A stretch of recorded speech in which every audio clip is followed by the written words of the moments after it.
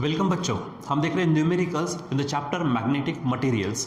ठीक है, numerical solve करने के लिए हमेशा की तरह फिर कहूँगा आपसे, जो गिवन मटेरियल है उसको निकालो, उसके बाद क्वेश्चन क्या है उसको निकाल दो और उनको आपस में रिलेट करने के लिए जो भी फार्मूला जो भी कंसेप्ट लगती है वो वहाँ पर अप्लाई करो। फिर उसके बाद में जो वैल्यूज़ होती है रिस्पेक्टिव पैरामीटर्स की, वेरिएबल्स की, वो उसमें पुट करो, कैलकुलेशनल पार्ट को अच्छे से करो और जो भी आपका फाइनल आंसर होता है उसको आप वहाँ पर लिखो। ठीक है, तो चलो देखो यहाँ पर हमारे पास है क्वेश्चन नंबर फर्स्ट।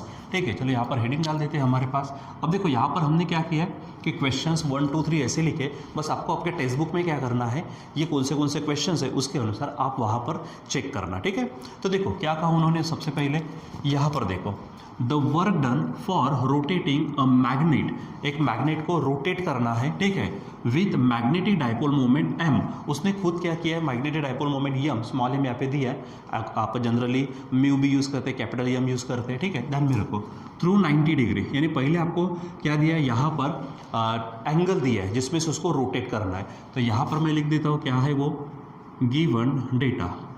ठीक है, तो एंगल कितना दिया है, theta is equal to 90 degree. ठीक है, आगे क्या कहा, फ्रॉम मैग्नेटिक मेरिडियन। अब अगर मैग्नेटिक मेरिडियन की बात करते हैं तो बच्चों हमारे पास में हमारी जो पूरी की पूरी अर्थ है वो भी एक प्रकार से बहुत बड़ा मैग्नेट के जैसा क्या करता है, काम करता है, जिसकी खुद की मैग्नेटिक फील्ड होती है। ठीक है, उसके हमने देखा कि हमारे साउथ पोल और नॉर्थ पोल होते हैं हमारे पूरे अर्थ को। ठीक है, तो उसमें से अगर इमेजिनरी लाइन को पास कर दो तो उसी को हम क्या करते, कहते मैग्नेटिक मेरिडियन। यानी मैग्नेटिक मेरिडियन यानी क्या है, the line, imaginary line passing through the poles of the earth. Simple, इतना ध्यान में रखो। ठीक है, अब क्या कहा उसने, magnetic meridian is n times, ठीक है, the work done to rotate it through 60 degree. यानी यहाँ पर फिर से एक एंगल दिया है, यानी यहाँ पर हम θ1 θ2 कहेंगे। ठीक है, पहला एंगल कितना दिया है, θ1 90 डिग्री, θ2 कितने डिग्री दिया है, 60 डिग्री। ठीक है, और उन्होंने कुछ कंडीशन दी है, क्या कहा, work done for rotating magnet through 90 degree. देखो 90 डिग्री से रोटेट करते समय जो वर्क डन होगा वो, और 60 डिग्री से रोटेट करते समय जो वर्क डन होगा वो, दोनों वर्क डन समझो। इसके लिए वर्क डन मैं W1 ले लेता हूँ और 60 डिग्री के लिए वर्क डन क्या है, W2। ठीक है, यानी 90 डिग्री से रोटेट करने के लिए जो वर्क होगा W1, 60 डिग्री से रोटेट करने के लिए जो वर्क होगा वो W2। ठीक है, तो उसका आपस में रिलेशन क्या कहा, इज n टाइम्स।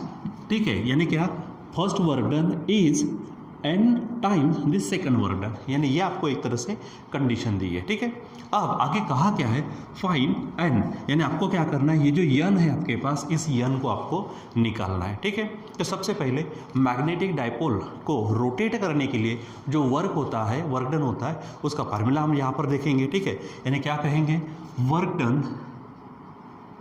डन इसमें in rotating magnetic dipole, in rotating magnetic dipole. तो याद करो क्या था हमारे पास में, हम उसको नाम देते W, क्या था, MB 1 माइनस कॉस थीटा, ये हमारा दिखा हुआ है। ठीक है, अब यहाँ पर दो वर्क डन है, तो θ1 के लिए W1 होगा, θ2 के लिए W2। ठीक है, तो यहाँ पर नाउ क्या बोलेंगे, W1 इज इक्वल टू, यहाँ पर होगा MB माइनस, ठीक है सॉरी, 1 माइनस कॉस θ1 होगा। ठीक, चलो इसको सॉल्व करते हैं, तो यहाँ पर MB होगा आपका, यहाँ है 1 माइनस कॉस θ1, देखो 90 डिग्री है यानी कॉस 90। ठीक, यानी यहाँ पर सॉल्व करेंगे, MB होगा 1 माइनस कॉस 90, बच्चों 0 होता है, यानी फाइनली हमारे पास W1 कितना आ जाएगा, MB, W1 कितना होगा हमारा, MB होगा। ठीक है, चलो इसी प्रकार हम क्या करते हैं, W2 निकालते हैं, तो फार्मूला फिर से वही होगा, MB 1 माइनस कॉस, अब θ2 होगा, क्योंकि मेन फार्मूले में देखो W है, W2 किया, θ है, θ2 करेंगे। ठीक है, इज इक्वल टू क्या होगा, MB 1 माइनस कॉस, अब देखो θ2 कितना है, 60, तो यहाँ पर लिखेंगे 60। चलो सॉल्व करते हैं, तो ये MB हुआ 1 माइनस कॉस 60, कॉस 60 बेटा होता है 1/2। ठीक है, इसको सॉल्व करेंगे तो 1 में से 1/2 चला जाएगा, यानी फिर से हाफ आएगा, यानी MB के क्या हो जाएगा, वो हाफ होगा। ठीक है, अब बाय कंडीशन क्या बोलेंगे हम, बाय कंडीशन जो दिया वो काम करते हैं। बाय कंडीशन क्या दिया है, W1 is equal to n W2, क्या बोलेंगे, W1 is equal to n W2। ठीक है, अब अपने अपने जगह पे क्या करो, वैल्यू रख दो। ठीक है, चलो इसको हटा देते हैं, बताओ क्या है यहाँ पर W1 कितना मिला है, it is mb is equal to n as it is रखो, और W2 देखो क्या है हमारे पास mb/2 है, ठीक है। अब दोनों तरफ से mb कैंसिल हो जाएगा, तो यहाँ पर n/2 होगा, इधर कुछ नहीं है 1 रहेगा, तो 2 को इधर भेज दो। सो फाइनली बच्चों n इज इक्वल टू क्या होगा 2, ठीक है। यानी कितने टाइम्स रहेगा वो, ट्वाइस रहेगा, 2 टाइम्स रहेगा। यानी यहाँ पर जो हमने आंसर लिखा है 2, ठीक है। तो यहाँ पे n की वैल्यू कितनी हो जाएंगी 2, ठीक। सिंपली हमारे पास जो कंसेप्ट है उस कंसेप्ट को लगाया, फार्मूला लगाया, उसको सॉल्व करते हैं, आगे बढ़े, ठीक है। हाँ, अगर ये फार्मूला अगर हमको याद नहीं है तो फिर थोड़ी मुश्किल होगी, ठीक है। इसलिए फार्मूले को याद करिए, ठीक। चलो अब देखते हैं क्वेश्चन नंबर 2। यहाँ पर देखो क्या कहा, an electron in an atom is revolving around the nucleus in a circular orbit of radius, ये रेडियस दी है, मैं यहाँ पर गिवन डेटा में लिख देता हूँ। गिवन डेटा क्या दिया है वो देखो आप, रेडियस, समझो रेडियस को मैं आर नाम देता हूँ, ठीक है। क्या है 5.3 इंटू 10⁻⁻11 मीटर, ठीक है। चलो आगे क्या कहा, विद द स्पीड ऑफ, यानी ये स्पीड दी है, तो यहाँ पर हम लिख देते हैं v इज इक्वल टू कितनी है 2 इंटू 10⁻⁶, ठीक है, मीटर पर सेकेंड, यानी मीटर इनवर्स, ठीक है, ऐसा दिखा। आगे क्या कहा, find the resultant orbital magnetic moment, ठीक है। यानी आपको यहाँ पर क्या निकालना है, m निकालना है, मैं इधर साइड में लिख देता हूँ, आपको m निकालना है, ऑर्बिटल, यम ऑर्बिट बोलो या फिर सिंपली m बोलो, ठीक है।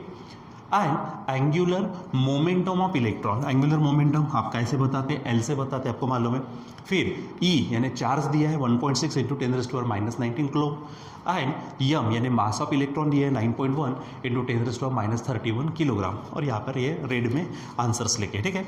अब आपको बच्चों क्या करना है, ये जो हमारे पास मैग्नेटिक मोमेंट है रिवॉल्विंग इलेक्ट्रॉन का, एक्चुअल हमने ये देखा हुआ है, ठीक है। अगर आप ये डायरेक्ट फार्मूला भी लिख सकते हो, क्या है EVR/2। अब बोलेंगे सर आया कैसा, तो एक्चुअली हम ये पढ़ चुके हैं, हमारे पास में यम इज इक्वल टू क्या है, तो E/2m इंटू यल होता है, ठीक है। ये हमारे पास फार्मूला है। अब अगर यहाँ पे बात करते हैं तो E/2m, ठीक है, ये स्मॉल m यानी क्या है हमारा, ये मास ऑफ इलेक्ट्रॉन है, ठीक है। और यल का मतलब क्या होता है, यल का मतलब mvr होता है, ठीक है। ये भी हमारा होगा, यहाँ से m को कैंसिल कर दो तो फाइनली क्या होगा EVR/2, तो आप डायरेक्ट फार्मूला रख दो, हमारा काम हो जाएगा, ठीक। क्या बोलेंगे, magnetic moment, orbital magnetic moment, ठीक है। क्या बोलेंगे यहाँ पर हम,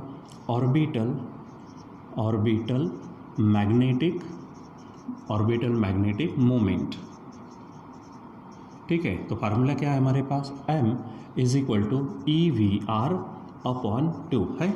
आप नीचे जाकर वैल्यू दे सकते हैं, मैं यहाँ पर वैल्यू रख देता। E यानी चार्ज कितना है देखो 1.6 होता है, 1.6 इंटू 10⁻⁻19 कूलोम, ये इलेक्ट्रॉनिक चार्ज है। स्पीड है तो स्पीड देखो कितनी है v, ये है 2 इंटू 10⁻6, ठीक है। और बची r, तो r कितनी है, ये है 5.3 इंटू 10⁻⁻11, ठीक है।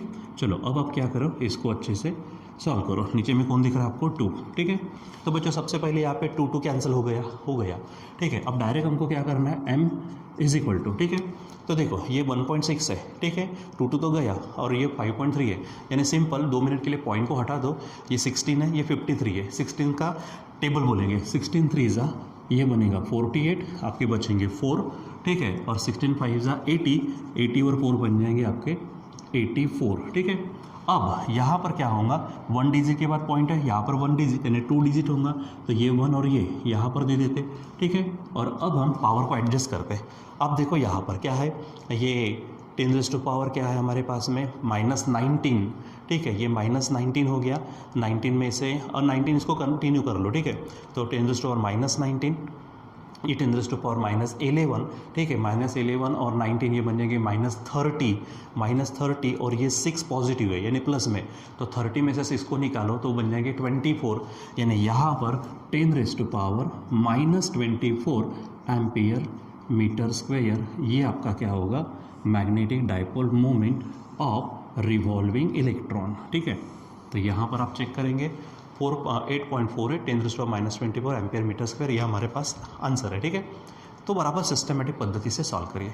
अच्छा, दूसरा क्या निकालना था हमको, मोमेंटम, एंगुलर मोमेंटम, यानी यल निकालना है। यल का फार्मूला मैंने खुद अभी यहाँ पे देखो, ये यल का ही फार्मूला है यहाँ पर, ठीक है, mvr, तो डायरेक्ट निकालते क्या बोलेंगे, angular momentum angular momentum of electron, ठीक है, इलेक्ट्रॉन का एंगुलर मोमेंटम। तो क्या फार्मूला है, L इज इक्वल टू क्या है, mv/r, ठीक है।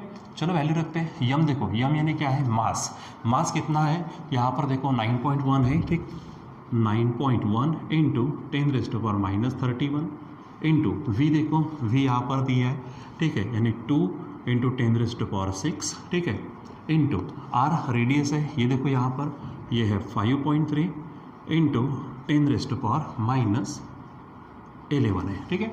चलो ये हो जाएगा। अब इसको सॉल्व करते हैं हम।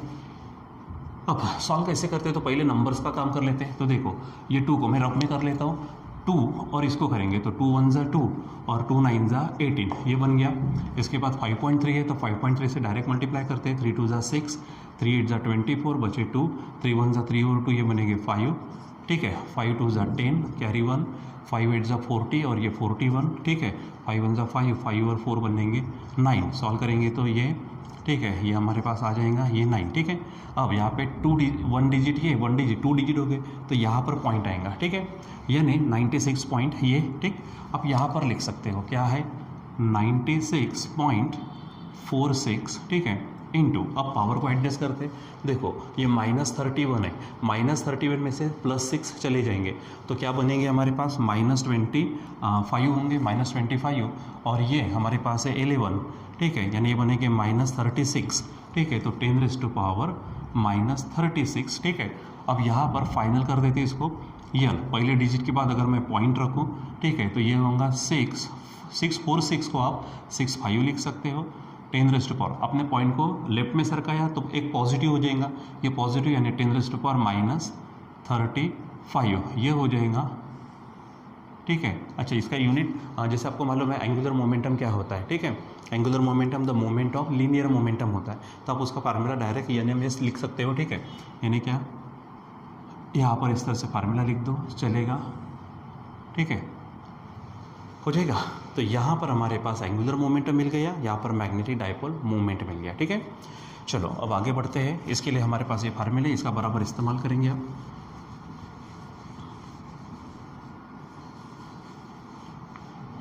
अब हमारे पास है क्वेश्चन नंबर 3, ठीक है।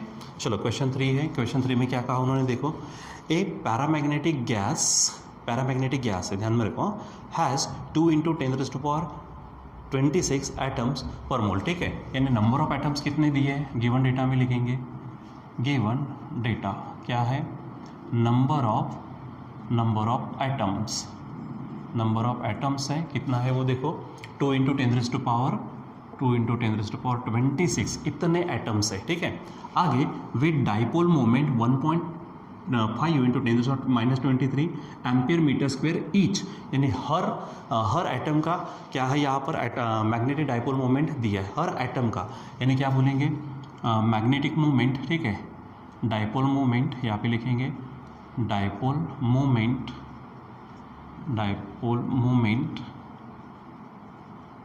ऑफ ईच एटम, ठीक है, इज इक्वल टू कितना दिया है, 1.5 × 10⁻23 दिया है एम्पियर मीटर स्क्वायर, ठीक। चलो आगे क्या कहा, the gas is at 27 degree Celsius, ठीक है। अब आपको टेम्परेचर दिया है वो भी लिख लेते हैं, T = 27 डिग्री सेल्सियस। अच्छा, डिग्री सेल्सियस को हम पहले केल्विन में बदलेंगे, मैंने यहाँ पे लिखा है T डिग्री सेल्सियस है, तो क्या करो उसमें 273 ऐड कर देना, यानी T जो भी दिया होगा उसमें 273 ऐड करो, तो यहाँ पर 27 दिया प्लस करो 273, डायरेक्ट करेंगे तो भी चलेगा, दिस विल बी 300 केल्विन, ठीक है, हो जाएगा। आगे क्या कहा, find maximum magnetization intensity of gas, यानी आपको मैक्सिमम मैग्नेटाइजेशन निकालना है। सिंपल है, क्या करना है, एक का जो मोमेंट है और नंबर ऑफ एटम्स जो है उसको क्या करो आप सिंपली मल्टीप्लाई कर दो, आपको कंप्लीट क्या मिलेगा वहाँ पर, मैग्नेटाइजेशन इंटेंसिटी।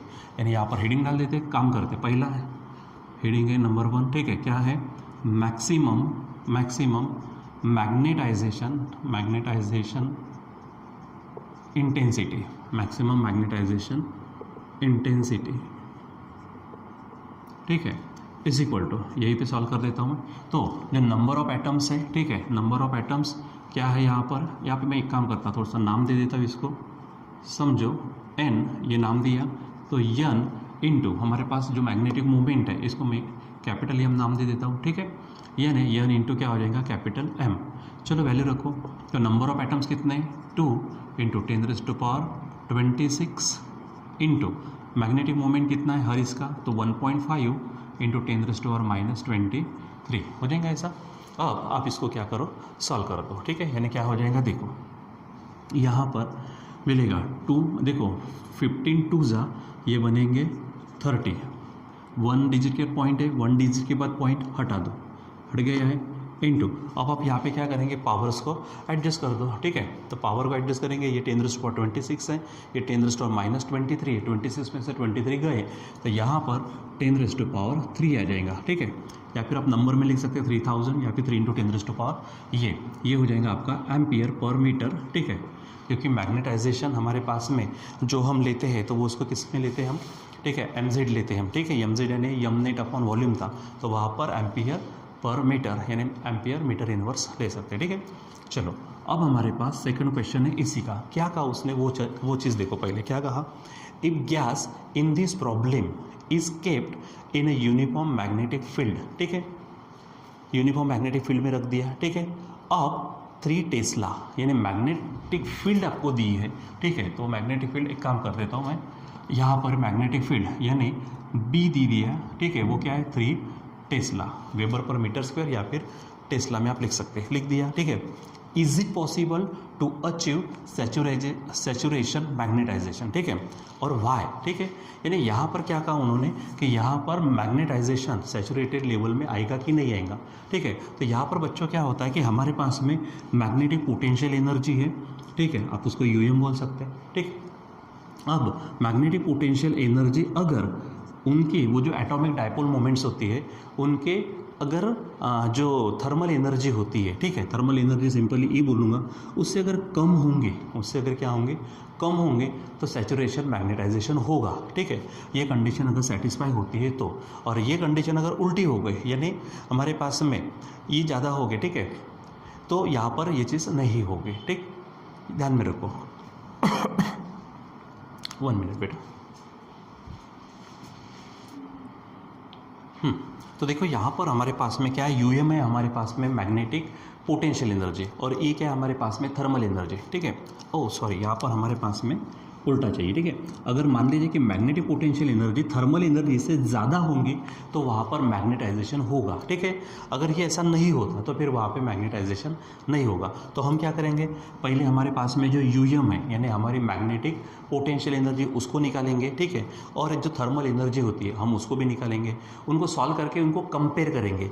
अगर यूएम इज़ ग्रेटर देन क्या हो गया, ई हो गया, तो समझ जाओ कि वहाँ पर मैग्नेटाइजेशन होगा, और अगर ये कम हो गया तो यहाँ पर मैग्नेटाइजेशन नहीं होगा, ठीक है। सो पहले चलो निकालते हैं यूएम, यानी यहाँ पर क्या बोलेंगे हम, magnetic potential energy, potential energy of atomic magnets, atomic dipole moments, ठीक है, एटॉमिक मैग्नेट्स बोलो या फिर एटॉमिक मैग्नेट, ठीक है, एटॉमिक मैग्नेट्स बोलेंगे हम, ठीक है। तो क्या फार्मूला है, यूएम इज इक्वल टू हमारे पास फार्मूला है एम बी, ठीक है। तो एम बी यानी क्या हमारे पास में जो मोमेंट दिया है वो, ठीक है, मैक्सिमम हमारे पास में जो मैग्नेटाइजेशन है वो, ठीक है, इनटू हमारे पास बी, ठीक है।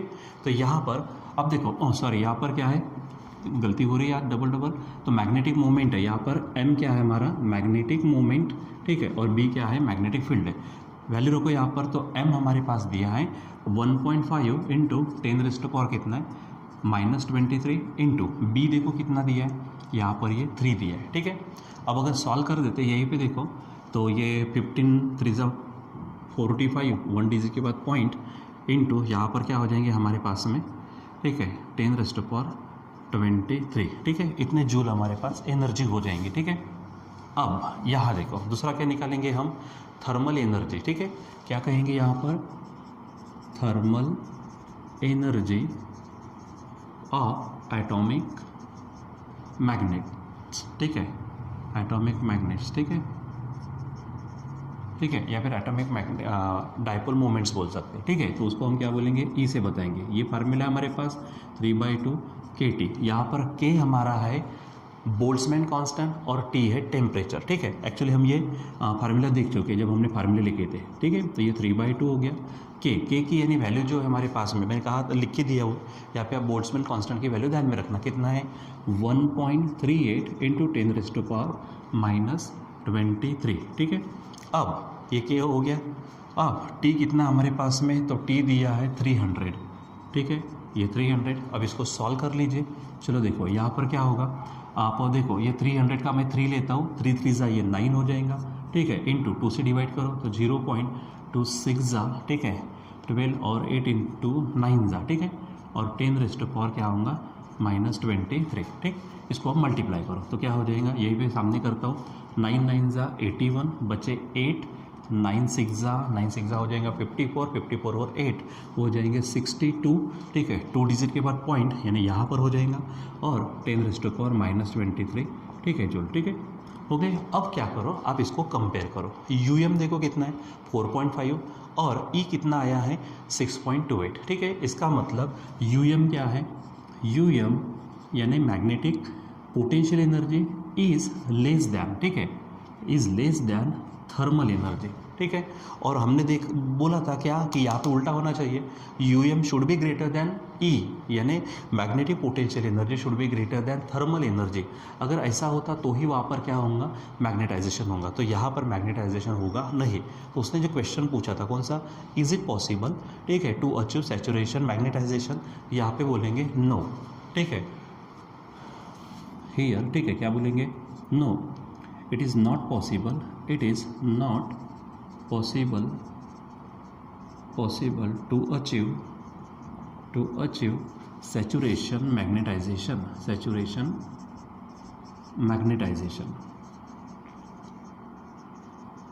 यहाँ पर सैचुरेशन मैग्नेटाइजेशन नहीं होगा, ठीक है बच्चों।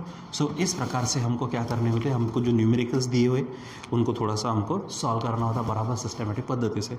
यहाँ पे थोड़ी सी मेरी 2 बार गलतियाँ हुई, ठीक है, तो इस चीज़ को आप बराबर ध्यान में रखो, आपकी नहीं होनी चाहिए, ठीक है, कि यूएम ग्रेटर दैन ई होगा तो मैग्नेटाइजेशन होगा, लेस दैन होगा तो नहीं होगा, ठीक है। और बाकी चीज़ें यहाँ पर आपके सामने है, ये बराबर इसका स्टडी करिए और इसके जैसे जो न्यूमेरिकल्स और भी है आप उसको सॉल्व करने की कोशिश करें, ठीक है बच्चों। यहाँ पर अभी हम रुक जाते हैं, बाकी हम कंटिन्यू करेंगे बाद में। Till then bye.